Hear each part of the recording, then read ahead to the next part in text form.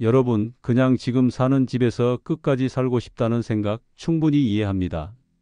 오랫동안 살아온 공간, 추억이 깃든 집, 익숙한 이웃, 당연히 쉽게 떠날 수 없습니다. 하지만 현실은 다릅니다. 안녕하세요. 노후 설계사 이상철입니다. 60대 이후 10명 중 8명은 적어도 한 번 이상 이사를 경험하게 됩니다. 원해서가 아니라 어쩔 수 없이 떠밀리듯 이사를 하게 되는 경우가 많습니다. 건강이 갑자기 나빠지거나 배우자와 이별을 하거나 자녀의 상황이 바뀌거나 갑작스레 돌봄이 필요한 순간이 찾아옵니다. 준비되지 않은 채로 맞이한 이사는 불안하고 힘들고 무엇보다 후회로 남습니다. 그때 알게 됩니다. 내가 선택한 이사가 아니라 밀려난 이사였다는 것을요. 그래서 오늘 이 영상을 준비했습니다. 이 영상에서는 단순히 아파트가 좋다, 전원주택이 나쁘다 같은 얘기를 하지 않습니다. 여러분이 60대 이후 어떤 집에서 살아야 하는지를 결정할 때 절대로 놓쳐서는 안 될 기준 6가지를 구체적으로 알려드립니다.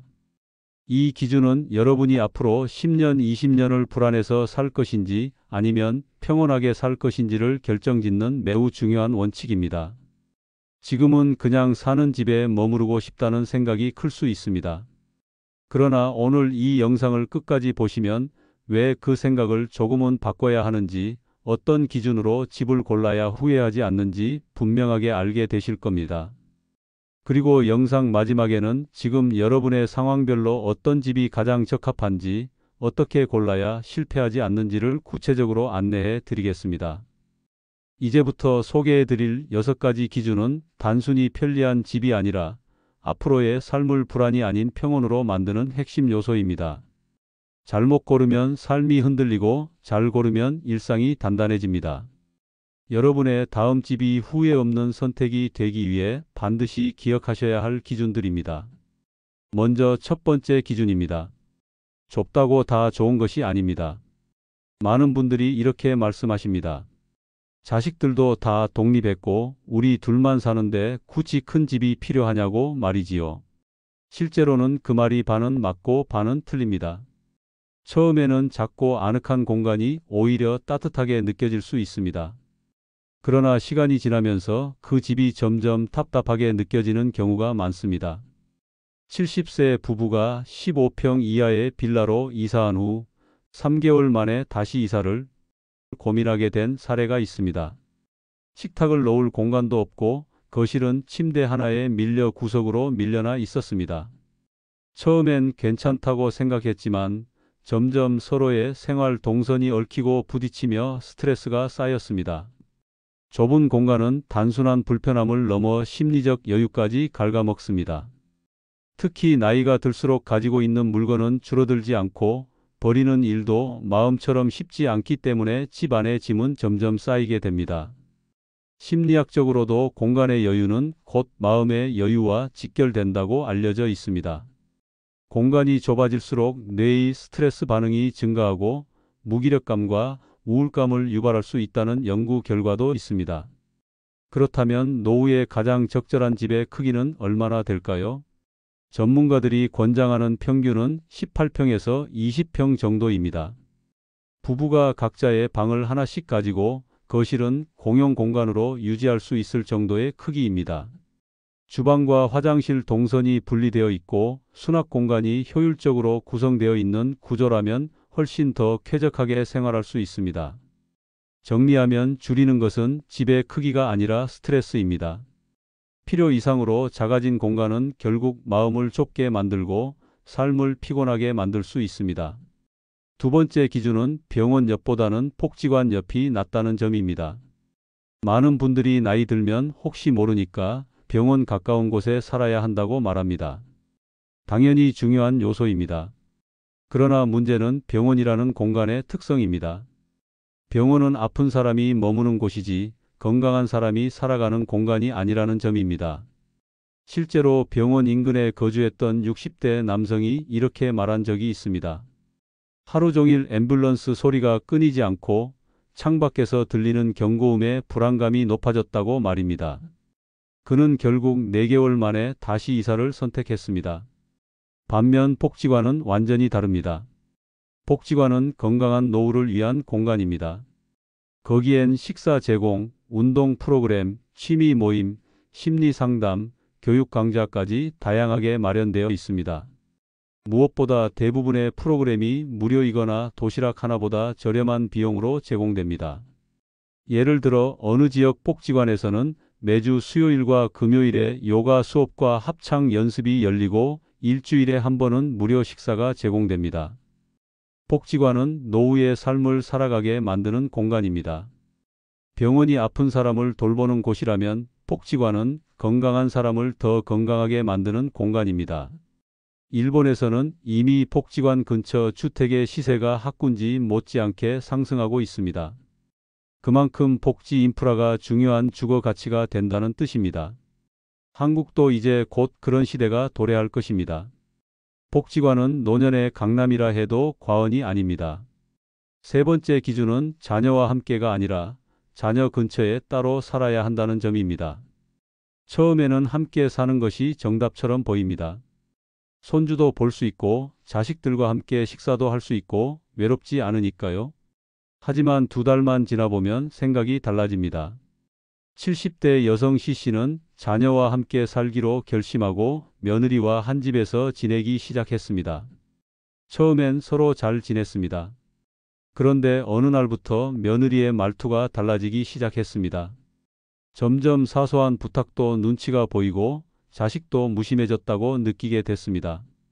이건 누구의 잘못도 아닙니다. 단지 가족이라는 이름으로 서로의 공간과 자유를 침범하고 있었던 겁니다.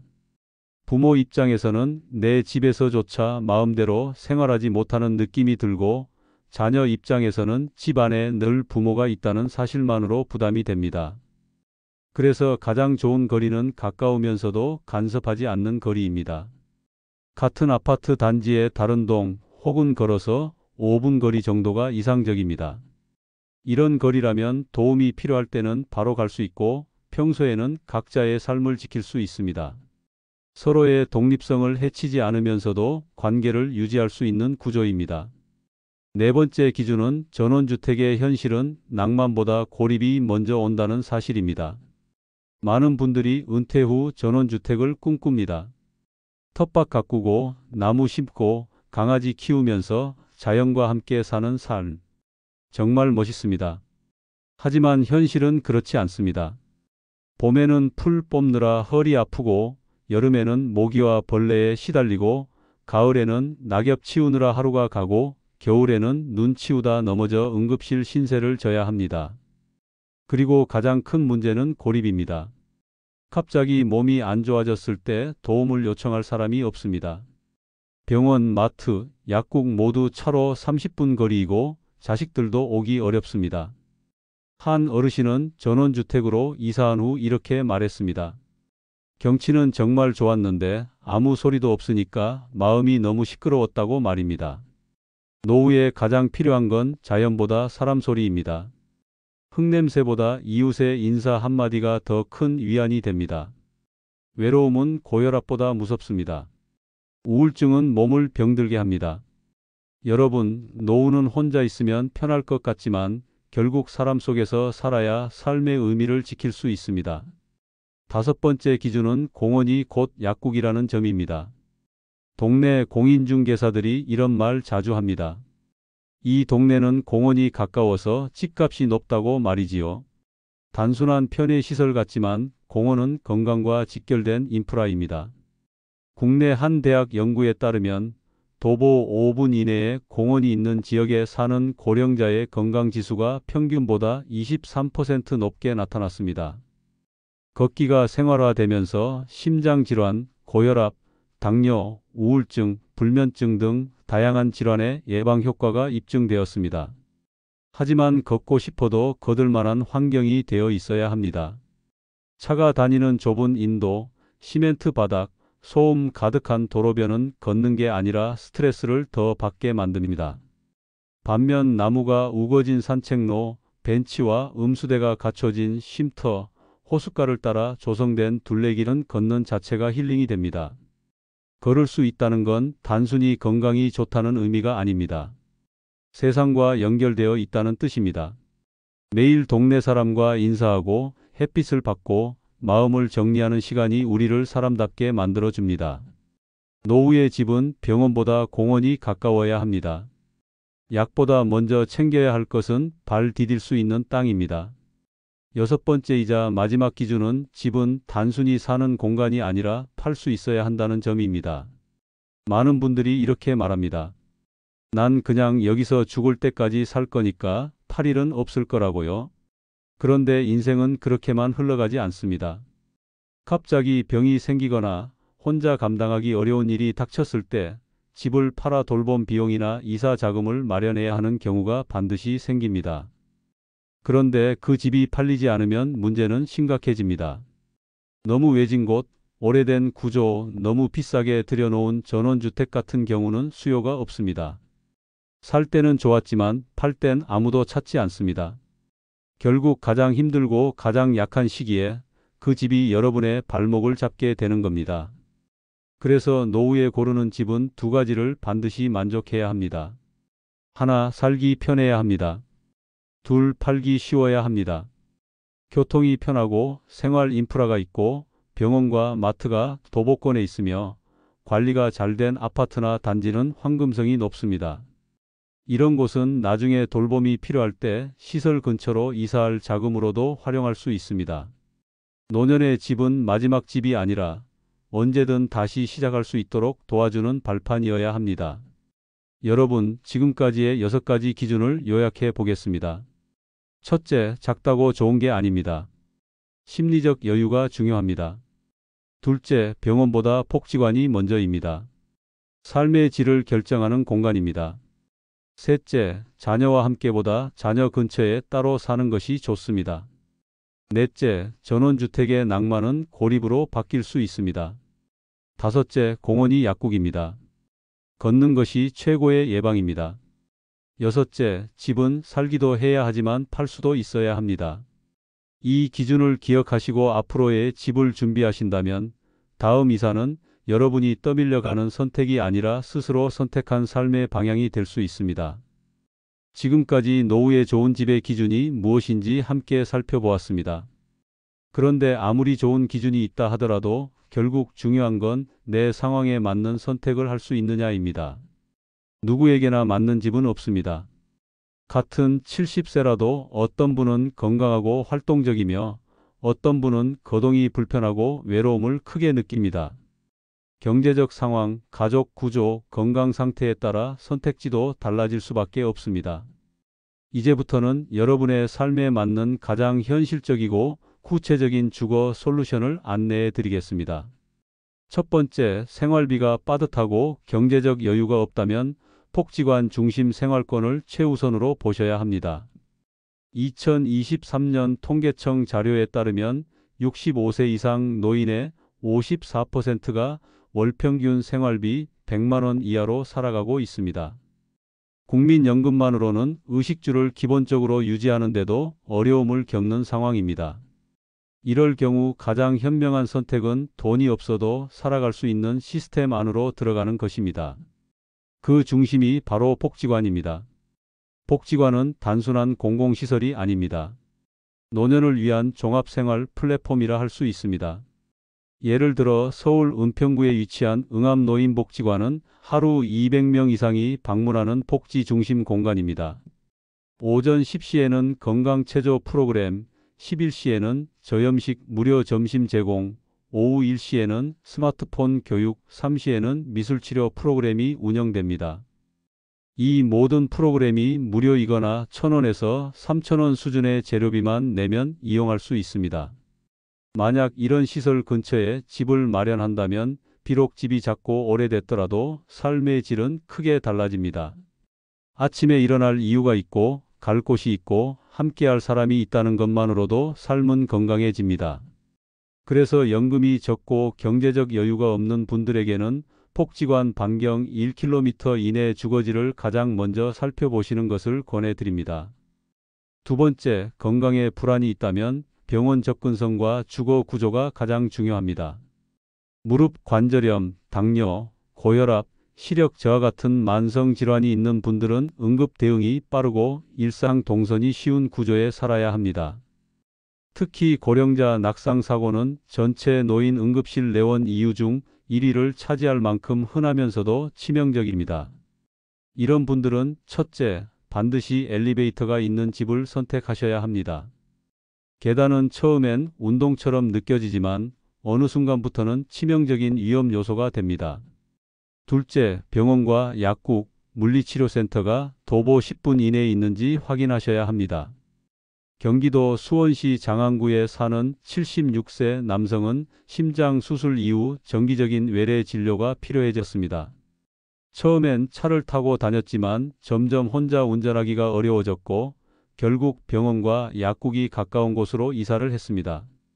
이후 복용 관리를 꾸준히 할 수 있게 되었고 상태도 많이 안정됐습니다.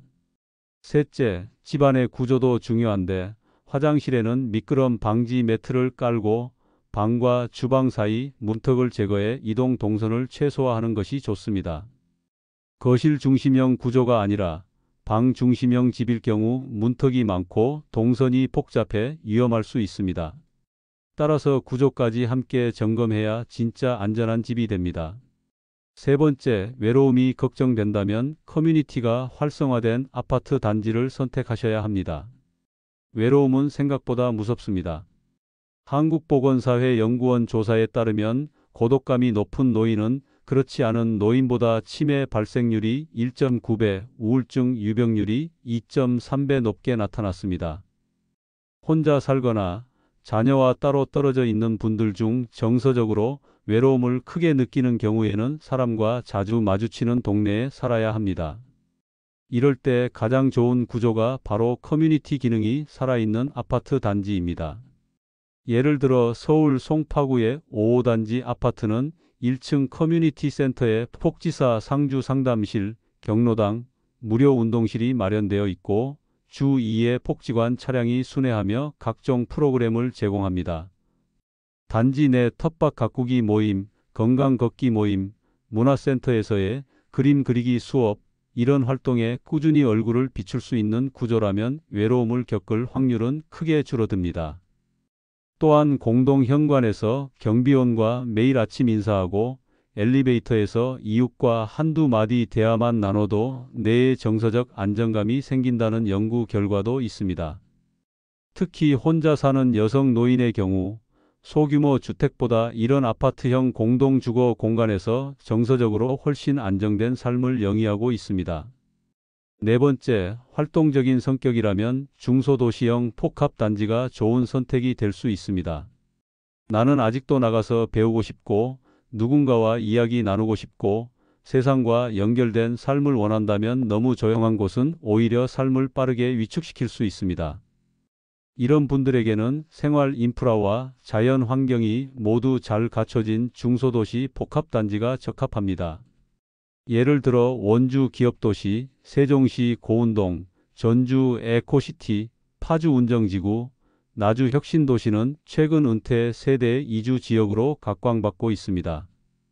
이 지역들은 병원, 문화센터, 도서관, 대형마트, 공원, 호수, 산책로, 버스와 철도 등 거의 모든 생활 기반 시설이 밀집되어 있으면서도 서울보다 집값이 30% 이상 저렴합니다. 65세 이상 주민 비율이 높아지면서 고령 친화 설계도 강화되고 있고 시에서 직접 문화복지 예산을 투입하는 경우도 많습니다. 특히 이 지역들은 커뮤니티 활동이 활발합니다. 걷기 동아리, 스마트폰 교육, 시니어 영화제 참여 등 단지 내 문화 활동이 자연스럽게 이어집니다. 조금 시끄러워도 좋습니다. 어린이 놀이터에서 들리는 소리, 버스 정류장에서 웃고 떠드는 청년들, 지하철역 근처의 활기찬 풍경은 삶의 에너지를 채워주는 소리입니다. 이런 환경 안에 있으면 우리는 늙지 않습니다. 활동적이고 사교적인 분들은 이런 도심형 단지에서 에너지를 더 많이 받을 수 있습니다. 다섯 번째, 진짜 마지막 집을 고민 중이라면 반드시 돌봄 시스템과 황금성을 함께 고려해야 합니다. 지금은 멀쩡하더라도 80세 이후의 삶은 전혀 다른 국면에 접어듭니다. 일상 생활이 어려워질 때 누군가가 나를 돌봐줄 수 있는 구조가 근처에 있는가? 혹은 집을 처분해 요양시설 비용을 감당할 수 있는가? 이 두 가지가 확보되어야 마지막 집이 됩니다. 서울이라면 교통 허브 근처, 지방이라면 중소도시의 중심 생활권이 적합합니다. 왜냐하면 자녀가 자주 오기 위해서는 차로 1시간 이내 거리에 있어야 하고 복지 인프라와 요양시설, 방문간호, 주간보호센터 등이 촘촘히 연결되어 있어야 하기 때문입니다. 또한 마지막 집은 팔기 쉬워야 합니다. 팔리지 않는 집은 자산이 아니라 족쇄가 됩니다.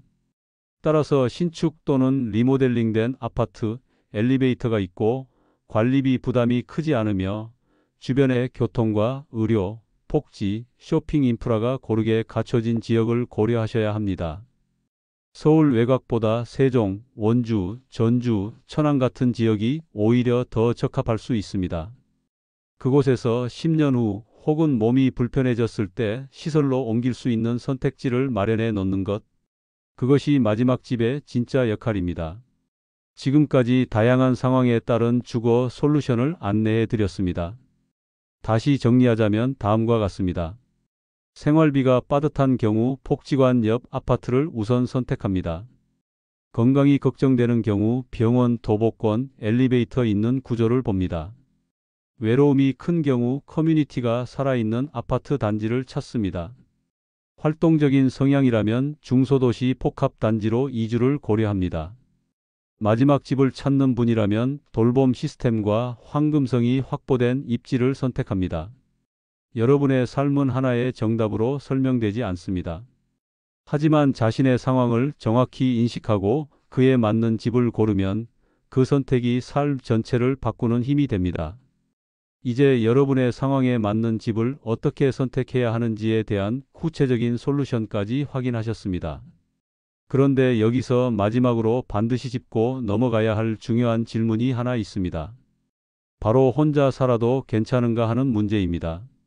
지금 우리나라 65세 이상 노인 중 1인 가구 비율은 27%를 넘었고 70세 이상에서는 무려 3명 중 1명이 혼자 살고 있습니다. 통계청 자료에 따르면 2045년에는 전체 고령 가구의 절반 이상이 1인 가구가 될 것으로 전망되고 있습니다. 이제 혼자 사는 노후는 예외적인 상황이 아니라 매우 현실적인 미래가 되었습니다. 하지만 혼자 산다고 모두 위험하거나 외롭지는 않습니다.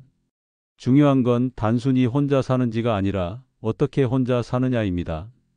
서울 동작구에 사는 73세 여성 어씨는 남편과 사별한 뒤 6년째 혼자 살고 있습니다. 처음엔 불안하고 두려웠다고 합니다.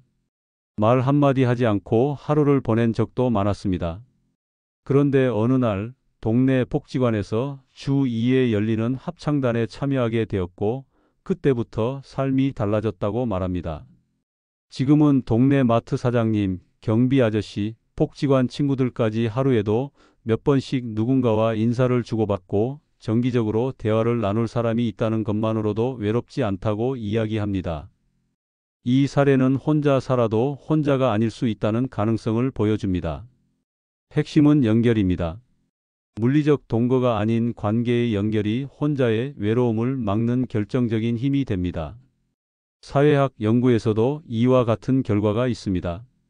한국보건사회연구원의 2022년 보고서에 따르면 혼자 사는 노인 중 지역사회 활동에 정기적으로 참여하는 사람은 그렇지 않은 사람보다 삶의 만족도가 평균 42% 더 높았고 우울감은 35% 낮게 나타났습니다.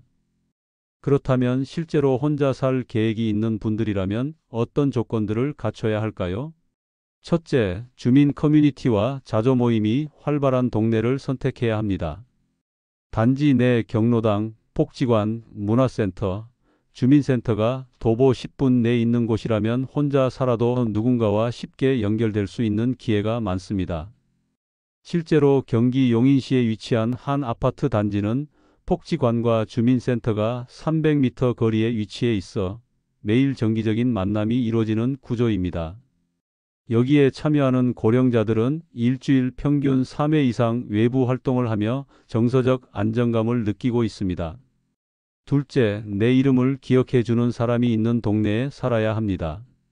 매일 아침 출근하는 자녀도 함께 식사하는 배우자도 없는 상황에서 엘리베이터 앞에서 인사하는 이웃, 복지관에서 마주치는 친구, 작은 식당 사장님과의 짧은 대화가 삶의 리듬이 됩니다. 이 연결들이 쌓이면 혼자가 아닌 일상이 만들어집니다. 셋째, 혼자 사는 여성과 남성의 조건은 다르게 접근해야 합니다. 여성의 경우 안전이 최우선입니다.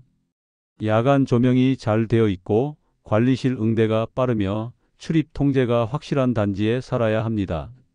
CCTV 설치 여부, 비상벨 위치, 엘리베이터 내 감시 시스템은 꼭 체크하셔야 할 항목입니다. 또한 여성 단독 가구일수록 주변에 신뢰할 수 있는 여성 네트워크가 있는지가 매우 중요합니다. 예를 들어 작은 낭독 모임이나 자조 모임은 일상의 안정과 연결을 동시에 보장해주는 중요한 역할을 합니다. 반면 혼자 사는 남성은 고립보다는 무기력과 자기 관리에 어려움이 먼저 찾아옵니다. 식사를 거르거나 위생 관리가 어려워지는 경우가 많기 때문에 방문 반찬 배달 서비스나 주 1회 간호사가 찾아오는 돌봄 인프라가 가까이에 있는지를 꼭 확인해야 합니다. 또한 최소 주 2회 이상 외출할 수 있도록 복지관 운동 프로그램이나 지역 커뮤니티 활동에 참여할 수 있는 조건이 중요합니다.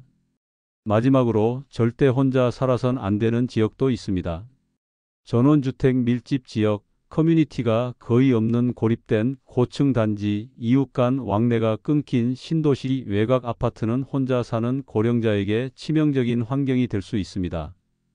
이웃이 누군지도 모르고 긴급 상황에서 도와줄 사람도 없고 외출하지 않으면 아무도 나의 부재를 인식하지 못하는 환경은 정신적 붕괴로 이어질 수 있습니다. 실제로 지난해 발생한 한 사례에서는 고령의 1인 가구 남성이 자택에서 사망한 채 발견되었고 그가 마지막으로 외출한 기록은 무려 24일 전이었습니다. 이웃 누구도 그의 부재를 인지하지 못했던 동네였습니다. 이처럼 관계 단절은 생명까지도 위협할 수 있습니다. 여러분, 혼자 산다는 건 결코 두려운 일이 아닙니다. 다만 혼자 살아도 혼자가 아닌 삶을 설계하셔야 합니다. 그리고 그것은 주거 환경이 결정합니다. 내가 사는 동네에 인사하는 사람이 있는가? 매주 정해진 시간에 갈 수 있는 장소가 있는가? 아프거나 외로울 때 도움을 요청할 수 있는 구조가 있는가? 이 세 가지 조건만 갖추면 혼자 살아도 결코 외롭지 않은 노년을 보낼 수 있습니다. 혼자 사는 노후는 선택이 아니라 준비입니다. 혼자 살아도 단단하게 살 수 있도록 지금부터 하나씩 준비해 보시기 바랍니다. 지금까지 영상을 끝까지 시청하신 여러분이라면 아마 이런 생각이 드셨을 겁니다. 나는 앞으로 어디에서 어떻게 살아야 할까? 어떤 집을 선택해야 마음이 무너지지 않고 일상이 단단히 버틸 수 있을까? 그 질문에 대한 해답은 정해진 공식이 아닙니다. 누구에게나 똑같이 적용되는 정답은 없습니다. 다만 한 가지 분명한 건 있습니다. 준비하는 삶과 그렇지 않은 삶은 전혀 다른 길로 흘러간다는 사실입니다. 노후의 집은 단지 머무는 장소가 아닙니다. 그건 여러분이 마지막까지 인간답게 살아갈 수 있는 무대입니다.